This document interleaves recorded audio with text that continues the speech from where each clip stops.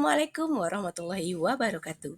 Perkenalkan, saya Rima Dewi Putri, calon guru penggerak angkatan 10 Kabupaten Kuantan, Singingi. Pada video kali ini, saya akan memaparkan mengenai koneksi antar materi modul 1.4, yaitu budaya positif. Pada paket modul 1 terdiri dari 4 materi.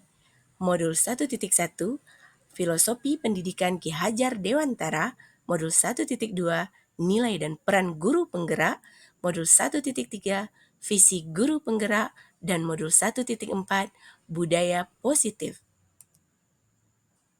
Tugas pertama, buatlah sebuah kesimpulan mengenai peran Anda dalam menciptakan budaya positif di sekolah dengan menerapkan konsep-konsep inti seperti disiplin positif, motivasi perilaku manusia atau hukuman dan penghargaan, posisi kontrol restitusi, keyakinan sekolah atau kelas, segitiga restitusi, dan keterkaitannya dengan materi sebelumnya, yaitu Filosofi Pendidikan Nasional Ki Hajar Dewantara, Nilai dan Peran Guru Penggerak, serta Visi Guru Penggerak. Adapun kesimpulan mengenai peran saya dalam menciptakan budaya positif di sekolah adalah seorang guru harus mampu menciptakan lingkungan yang positif di sekolah agar terwujud pendidikan yang berpihak pada murid. Budaya positif tersebut dapat dijalankan dengan menerapkan konsep-konsep inti seperti disiplin positif, teori motivasi perilaku manusia yang berkaitan dengan hukuman dan penghargaan, posisi kontrol guru, pembuatan keyakinan sekolah atau kelas, dan penerapan segitiga restitusi dalam penyelesaian masalah. Materi disiplin positif. Penerapan disiplin positif mengajarkan anak bertanggung jawab dan akan berperilaku baik berlandaskan pada nilai-nilai kebajikan. Disiplin positif membuat anak memahami dan menyadari dari dalam diri anak tanpa ada paksaan, hukuman, dan hadiah. Teori kontrol. Pada teori kontrol, kita akan berbicara mengenai stimulus respon yang mengajarkan kita realitas atau kebutuhan kita sama.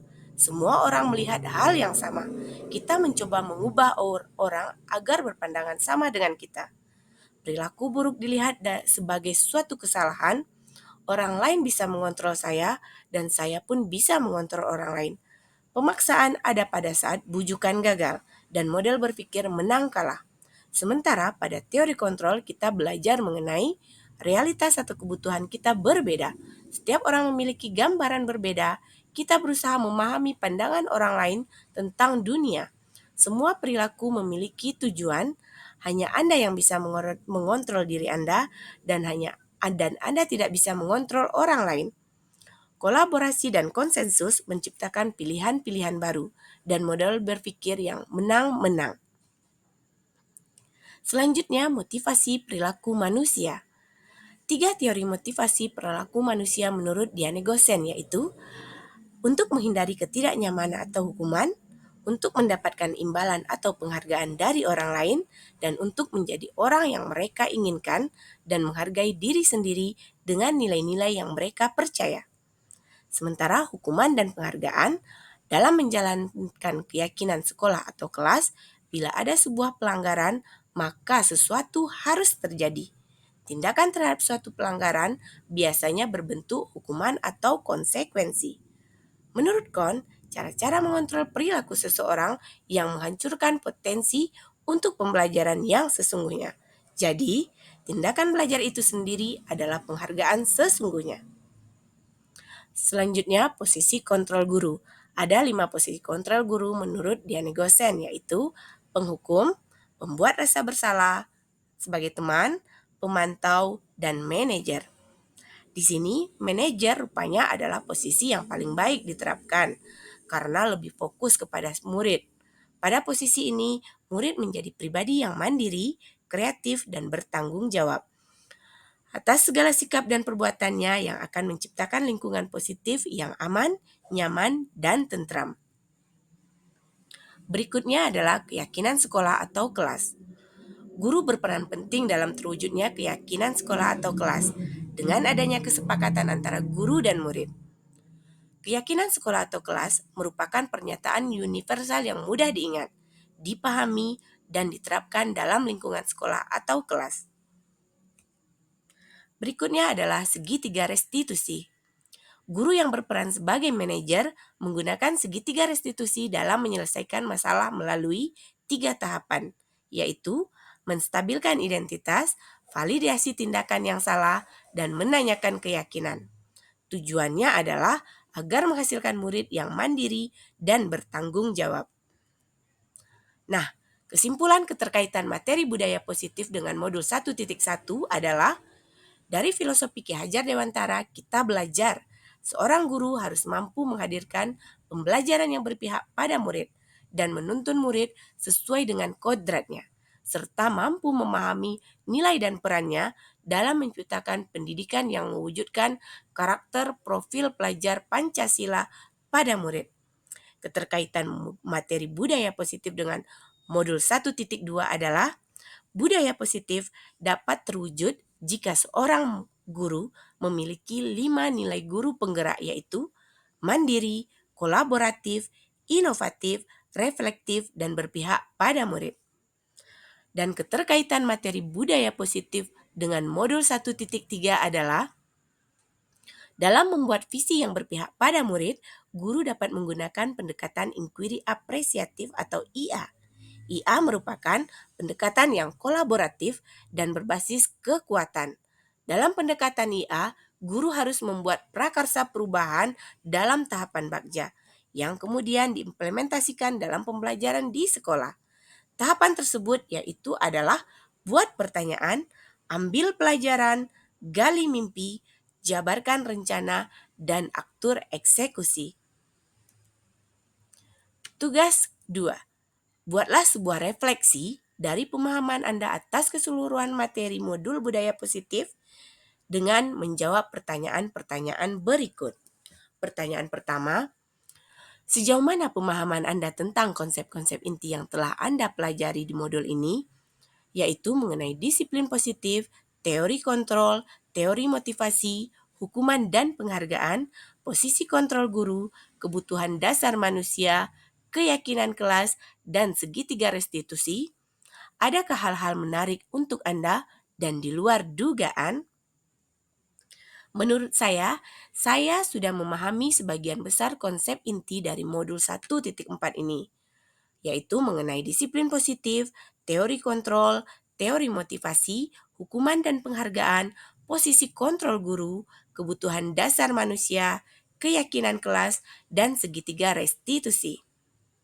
Hal menarik dan di luar dugaan, menurut saya, ternyata hukuman dan penghargaan tersebut tidaklah efektif untuk menerapkan disiplin positif.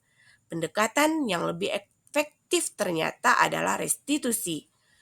Dan ada 5 posisi kontrol guru dalam menangani siswa yang bermasalah. Saya ternyata masih berada pada posisi kontrol guru sebagai teman dan pemantau. Karena posisi yang baik itu adalah sebagai manajer.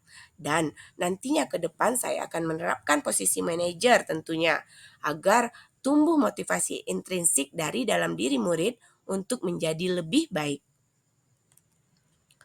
Pertanyaan kedua, perubahan apa yang terjadi pada cara berpikir Anda dalam menciptakan budaya positif di kelas maupun sekolah Anda setelah mempelajari modul ini? Ada 2 perubahan yang terjadi setelah saya mempelajari modul budaya positif. Saya menyadari bahwa 1. Pemberian hukuman ternyata tidaklah efektif karena dapat menciptakan identitas gagal dan menyakiti murid. Dan yang kedua, pemberian penghargaan juga tidak efektif karena ternyata dapat merusak hubungan, mengurangi ketepatan, menurunkan kualitas, mematikan kreativitas, dan menghukum. Pertanyaan ketiga, pengalaman seperti apakah yang pernah Anda alami terkait penerapan konsep-konsep inti dalam modul budaya positif baik di lingkup kelas maupun sekolah Anda? Jawaban saya adalah saya menangani murid yang bermasalah dengan menerapkan konsep langkah-langkah segitiga restitusi. Namun, saya menerapkan keyakinan kelas dan sekolah belum saya terapkan karena saya memang belum membuat keyakinan sekolah atau kelas tersebut. Nah, ke depannya saya akan membuat keyakinan kelas agar nantinya menjadi pedoman bagi saya dalam menerapkan segitiga restitusi tersebut terhadap permasalahan murid yang saya hadapi nantinya. Pertanyaan selanjutnya, bagaimanakah perasaan Anda ketika mengalami hal-hal tersebut? Jawaban saya berhadapan dengan murid yang bermasalah, ada masalah yang muncul, ada amarah yang muncul. Namun, seketika saya sadar bahwa amarah hanya akan membuat masalah bertambah. Oleh sebab itu, saya mencoba memperbaiki diri dan mencoba menggali apa motivasi yang mendorong siswa saya berbuat kesalahan.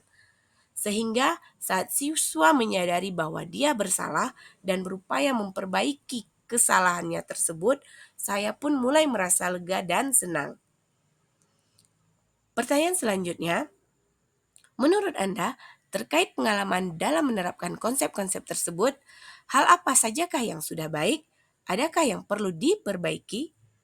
Dalam menerapkan segitiga restitusi, saya masih belum menerapkan menanyakan keyakinan. Ini merupakan pelajaran saya ke depannya untuk menerapkan dan membuat keyakinan kelas atau sekolah agar nantinya saya bisa menjalankan segitiga restitusi kepada murid yang bermasalah. Dan saya juga akan memperbaiki posisi saya sebagai guru, yaitu posisi sebagai manajer. Pertanyaan selanjutnya, sebelum mempelajari modul ini, ketika berinteraksi dengan murid, berdasarkan 5 posisi kontrol, posisi manakah yang paling sering Anda pakai? Dan bagaimana perasaan Anda saat itu?